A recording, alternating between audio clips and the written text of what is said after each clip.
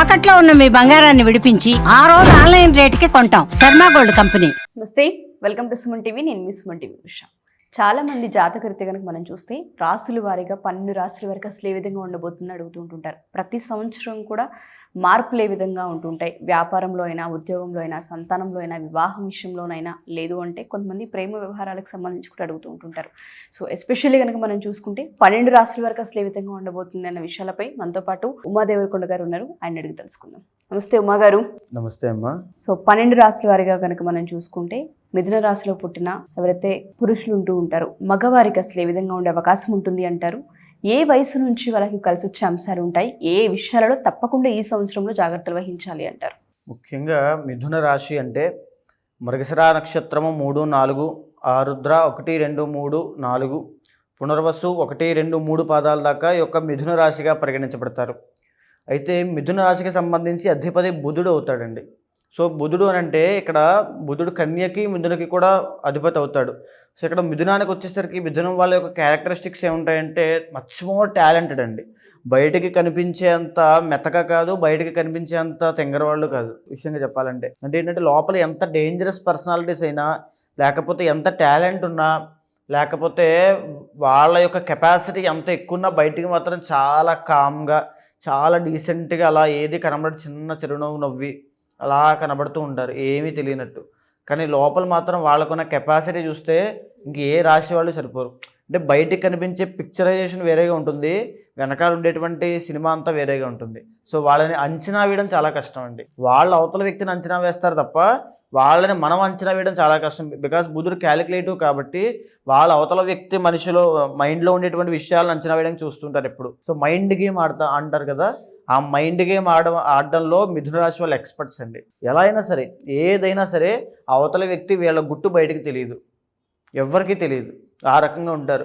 ఇంకా చెప్పాలంటే ఈ యొక్క బుధుడు అధిపతి కాబట్టి బిజినెస్ సంబంధించిన వాటిలో అద్భుతంగా రాణించేది ఎవరంటే మిథున కన్యా రాశులు.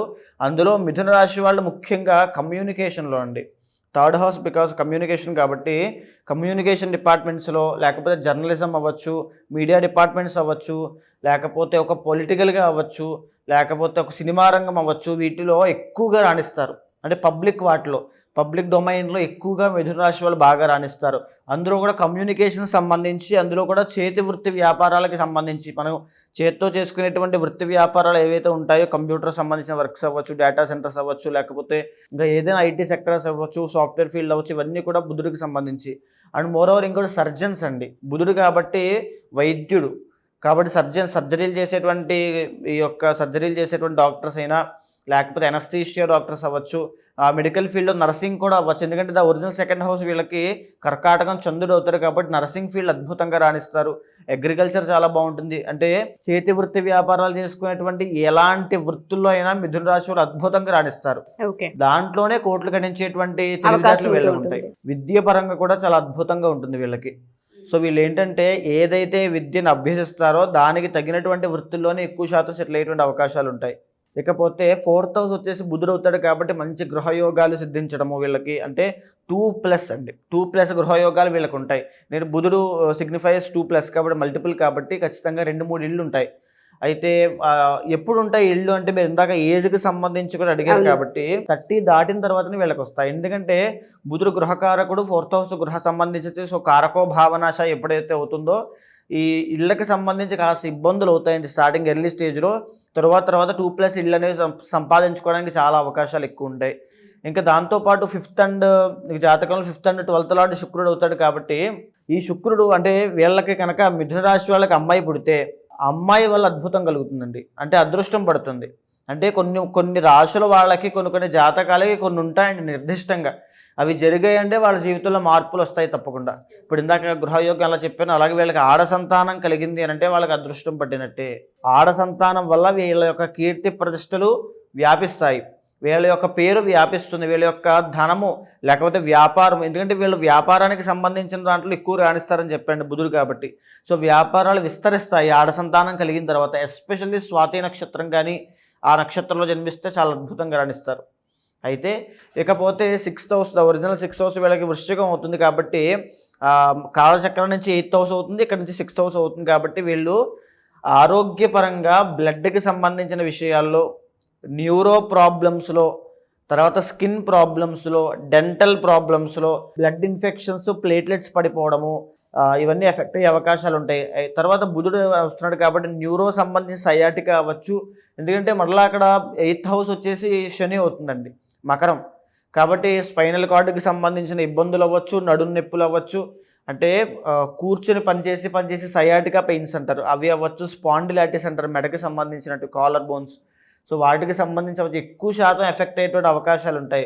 అంటే శని ఎప్పుడైతే అష్టమ స్థానానికి అధిపతి అవుతున్నాడో, అండ్ కుజుడు అంటే ఇక్కడ బుధుడు ఎఫెక్ట్ అవుతున్నాడో, డయాబెటీస్ కూడా చూపిస్తూ ఉంటుంది. సో ఆ విషయాల్లో చాలా జాగ్రత్తగా ఉండాలి. అంటే 6th హౌస్లో ఎప్పుడైతే శుక్రుడు, ఒరిజినల్ 6th హౌస్ మీకు వృశ్చికం అవుతుందో, బ్లడ్కి సంబంధించిన ఇంకో ఇబ్బంది ఏంటంటే బీపీ అండి.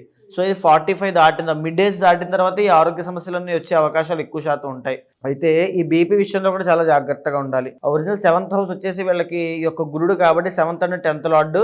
మ్యారీడ్ లైఫ్లో కాస్త ఇబ్బందులు వచ్చే అవకాశాలు ఉంటుంది. ఎక్కువ శాతం వీళ్ళు చుట్టరికము, బంధువులు, అరేంజ్డ్ మ్యారేజ్లు ఇవి చేసుకునేటువంటి అవకాశాలు ఎక్కువ ఉంటాయి మిథున రాశి వాళ్ళు. ఎందుకంటే వీళ్ళు జనరల్గానే సాఫ్ట్ పీపుల్. సో అంత వీళ్ళకి నేను ఏదో చేసేయాలి, ఏదో సాధించాలి కాదు, వీళ్ళు అనుకున్నది అలా చేస్తూ ఉంటారు, మెల్లిగా అనుకున్న సాధించుకుంటూ అలా వెళ్ళిపోతూ ఉంటారు తప్ప మెట్టు ఎక్కుంటూ ఒకేసారి దిగిపోవాలి అంత భయంకరమైన ఆలోచనలు ఏముండవు. కానీ తెలివితేటలు అమోఘంగా ఉంటాయి. అరేంజ్డ్ మ్యారేజ్ అవుతుంది, అయినటువంటి ఎర్లీ స్టేజ్లో కొంతకాలానికి ఇబ్బందులు వచ్చే అవకాశాలు ఉంటాయండి, ఇద్దరి మధ్యలో డిస్టర్బెన్స్ వస్తాయి. కానీ తప్పకుండా అవన్నీ సర్దుకుంటాయి 2-3 ఇయర్స్ దాటిన తర్వాత. ఇంకా చెప్పాలంటే 10th లార్డ్ గురుడు అవుతాడు కాబట్టి డబ్బు సంబంధించిన విషయాల్లో అద్భుతంగా రాణిస్తారని చెప్పొచ్చండి.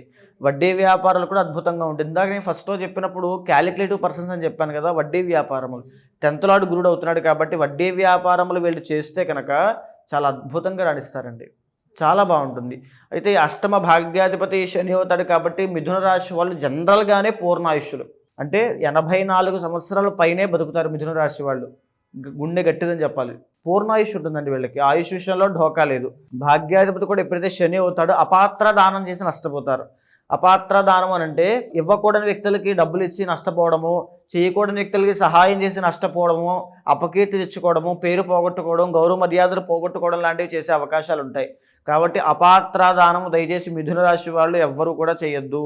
అనవసరమైనటువంటి ఖర్చులు తగ్గించుకోండి. ఎందుకంటే మీరు సహాయ గుణం ఉన్నవాళ్ళు కాబట్టి, ఎంత క్యాలిక్యులేటివ్గా ఉన్న సహాయ గుణం ఉంటుంది కాబట్టి ఇవ్వడం వల్ల నష్టపోతారు. అంటే ఇచ్చిన తర్వాత మనం ఫోన్లో ఏదో సహాయం చేశారనుకుంటే పర్వాలేదండి, కానీ ఇచ్చిన తర్వాత వాడిని మోసం చేస్తారని చెప్పి వెకిలిగా నవ్వుకుంటూ ఉంటే అది మన చెవిలోనే పెడితే వినడానికి చాలా చిరాగ్గా ఉంటుంది. ఆ రకమైనటువంటి ఇబ్బంది మిథున రాశి వాళ్ళకి ఉంటుంది.